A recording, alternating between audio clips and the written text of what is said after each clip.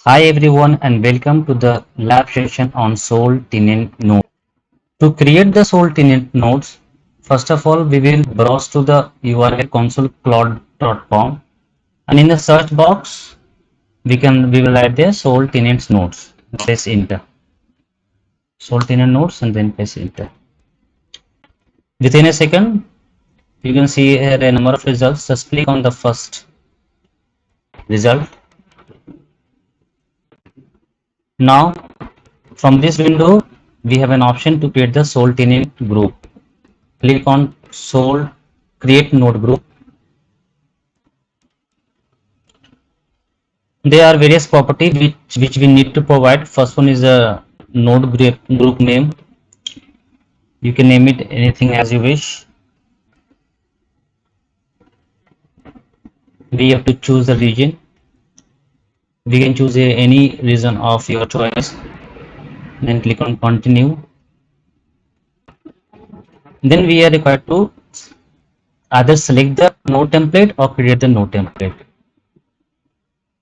You can see here that from the select option, if there was means you can see here I have created one earlier node template demo, so I can either choose this or go and create a new node template. For the demo I'm going to create a new node template. Here we can provide the name of our choice. Then we can provide the we have to choose the node type from the different types of node which is supported by the GCP. You can choose any one. Yes, it is. Then it is the local SSD. If we want to attach the local SSD to it, and then we have the option to attach the GPU accelerator. So it depends upon the workload. The workload we have, on the basis of which we can select both or either of these two. Then we have the CPU overcommit. The CPU overcommit provides dedicated access to a physical server with the ability to control the overcommit levels of each VM instance scheduled on the node. So now this is very important, the affinity levels, because this we have discussed in the previous session that if we wish to add a VM to the node group, then we need to put the affinity level. We can add either one or multiple affinity level. I'm going to add here one affinity level as Dave with the value as QA. Now when we click on create, this will create the node template. Take about 4 to 4 seconds to get created depending upon the internet speed also. Then the next option is to configure the, click on continue, and then we can choose from the different auto scaling options that we have. We can either go for auto scaling mode off or on or only scale out. If we choose the option as on, it will turn on auto scaling to automatically add or remove the nodes in the node group. If it is off, then we need to manually provide here the number of nodes that we wish to have in the node group. And if we choose the scale out, only scale out, in that case only nodes will be added to the group.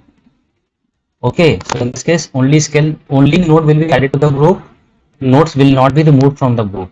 Okay, and then last option is the maintenance policy, which we have already discussed. Make it off, then we need to provide some value. Click on continue, and then we have to choose from the 3 different maintenance policy which we have already discussed. First one is the default one, then the restart in place, and then migrate within a node group. I'm not going to create this because this is very expensive. Okay, so what I'm going to do is that I'm going to click on cancel. Now the next part is to create the VM and get it attached to the node group that we have created. So click on create instance, and there are the stuffs which we need to provide: name, labels, regions, zones. Okay, what cater for us for the sole tenant node is to browse to this section, networking, disk images, management and sole tenancy. Click on sole tenancy and browse. You see the sole tenancy. Click on this, and here we need to provide the node affinity labels. These labels is written in the form of what the key that we have written, that is there was a key, and then we have to provide a keyword in or not in, and then the value. So this is what we have provided. So if we provide the node affinity value as this, in this case the VM which will be created will get created on the node cube that we have defined earlier. That's it for this. Thank you.